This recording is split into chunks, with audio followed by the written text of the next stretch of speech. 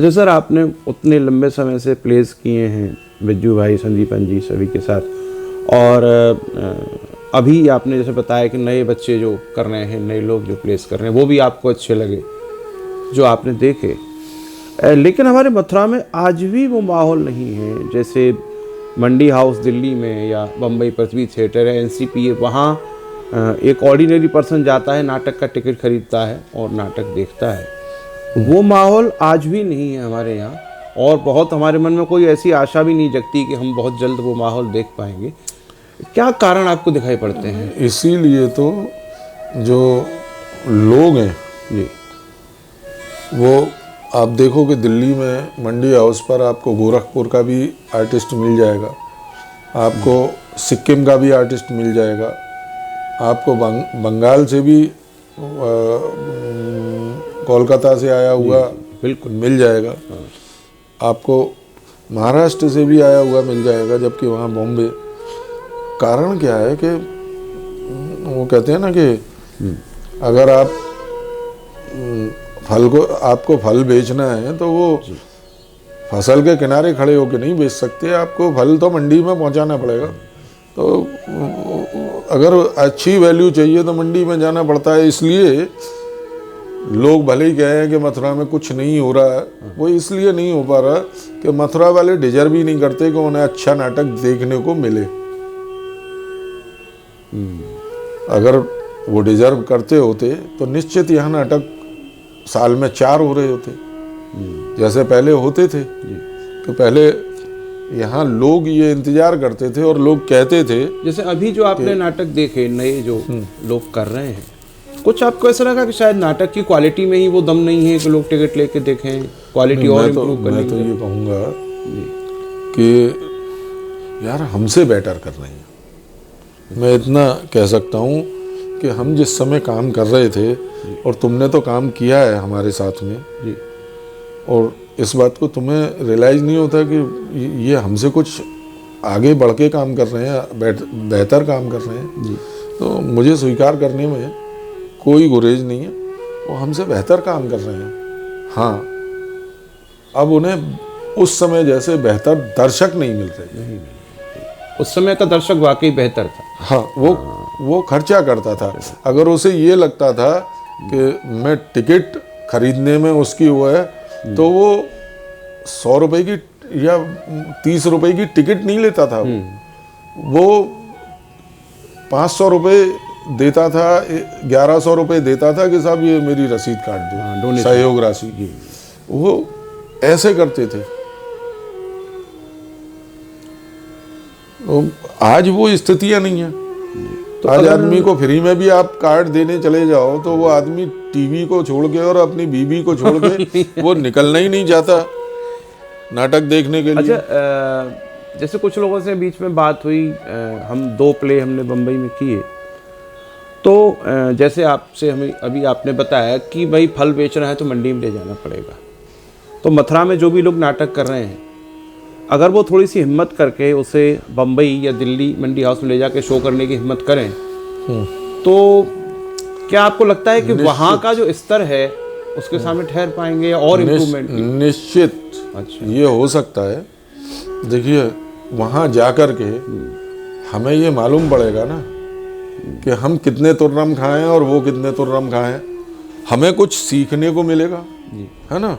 हो सकता है कि वहाँ के लोगों को कुछ सीखने को मिले। अब हम लोग जब जाते थे दिल्ली में अपना शो करने, तो हम ये सोच के आते थे कि वहाँ के लोग, वहाँ के क्रिटिक लोग, वहाँ के नाटक के जो समालोचक हैं, वो लोग हमें बताएंगे कि हम में कमी क्या है। तारीफ तो यहाँ करने वाले बहुत हैं, और स्थिति एक दिन ये होने लगी कि वहाँ पर एनएसडी में कहा जाता था कि भाई जाओ, संदीपन का नाटक आया हुआ है, आप देखने जाओ। क्या बात, समझे। तो जब हम अखाड़े में उतरेंगे तभी तो सामने वाले की ताकत का तुम्हें पता पड़ेगा, और हमें ये भी मालूम पड़ जाएगा कि हम में कितनी ताकत कम है, हम अपनी क्षमताओं को बढ़ा भी सकते हैं। तो बहुत ज़रूरी है कि हम कंपैरिजन जरूर करें अपने काम का और दूसरे के काम से, तो हमें निश्चित सीखने को मिलेगा। और जिंदगी पूरी जो होती है वो सीखते ही सीखते आदमी खिसक जाता है, सीखते सीखते चला जाता है। सीखना कभी ख़त्म नहीं होता, कि ज्ञान बहुत गहरा होता है और किसी भी चीज़ में आप ये कह नहीं सकते कि हम पारंगत हैं। जी बिल्कुल, आप स्वयं सिद्ध कह सकते हो, लेकिन कोई अपने आप को ये नहीं कह सकता कि मैं इस फील्ड में मेरे से अच्छा कोई कर ही नहीं सकता। रोज आपके कीर्तिमान रोज टूटते हैं, आप स्वयं भी तोड़ते हैं और कोई दूसरा भी तोड़ता है, और दूसरे के कीर्तिमानों को आप भी तोड़ते हैं। तो ये सतत प्रक्रिया है, आप सीखते रहिए, करते रहिए, आगे बढ़ते रहिए। कहीं आपको कम नंबर मिलेंगे, कहीं ज़्यादा मिलेंगे, है ना। वो कम नंबर आपको हतोत्साहित नहीं करते, आपको ये कहते हैं कि आपके ये इतने नंबर आप बढ़ा सकते हो अपनी मेहनत से। अच्छा, हम सबको मालूम होता है यार, सामने हमारा कोई नाटक देख रहा होता है तो उसको कुछ नहीं मालूम, वो आपका नाटक देख रहा है, आनंद ले रहा है। बहुत कम ही लोग ये कह पाते हैं कि इसमें ये कमी थी। जो नाटक का गहन दर्शक होगा, गहन ज्ञान रखने वाला होगा, वो आपको बता सकता है कि क्या था। लेकिन डायरेक्टर को मालूम होता है सब, एक्टर को मालूम होता है सब कि उसने कहाँ गलती की है, कितनी गलती की है। डायरेक्टर तो ये चाहता है कि मैं 100% दूं, लेकिन परफॉर्मेंस के टाइम में वो 70% रह जाता है, और उस पर भी वहाँ 100% तालियां बज जाती हैं। 70 पर ही 100 बज गई, करेक्ट है ना, क्योंकि उन्हें मालूम ही नहीं है, क्योंकि कंसीव आपने किया है, उसकी परिकल्पना आपने की है, वो उसमें हमसे क्या छूट गया वो हमें मालूम है। तो ये तो कभी सोचो मत। अभी मथुरा में एक शो आया,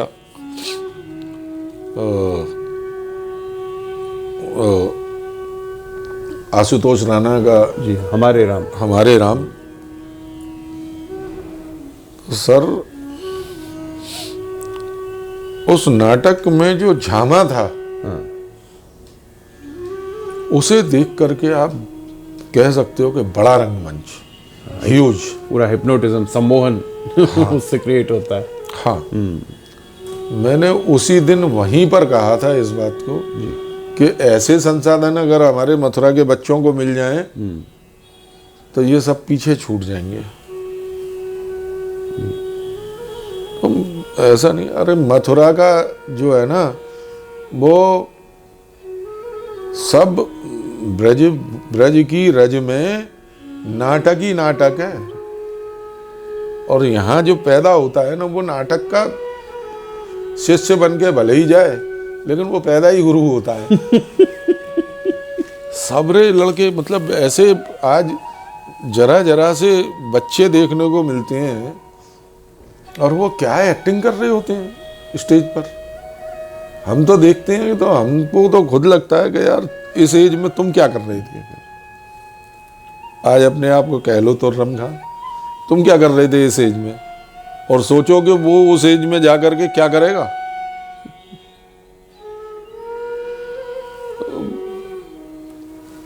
और बहुत अलग है, और इस समय जो एक सोच अलग है। हमारे दौर में तो एक सोच ये थी ना कि लड़का, एक बड़ा रोचक किस्सा है, संजय अग्रवाल जी जो है वो एक ब्रजवासी उद्योग वाले जो हैं, बालोजी, बालकिशन कसेरे, वो बालकिशन अग्रवाल जी, उनके बेटे।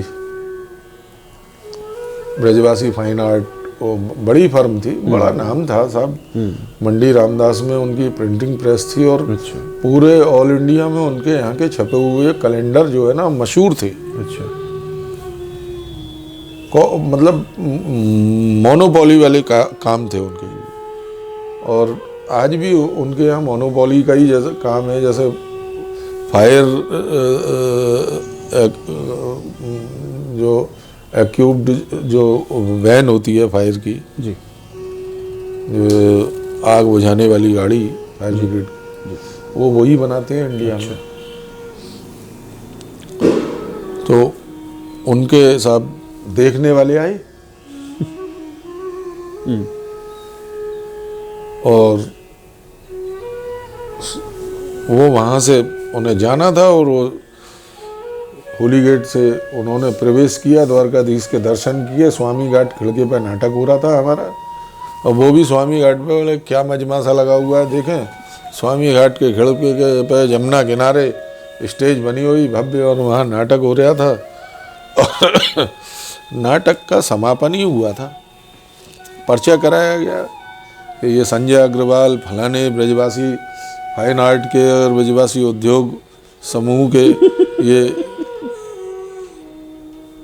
चश्मो चिराग बड़े सुपुत्र हैं। और तो सब लड़की वाले वहाँ पहुँचे तो 4 बात सुना के चले गए कि तुम ये छोरा थे हमारी छोरी का ब्याह करवाओगी कि जी नाटक नौटंकी कर रहा है।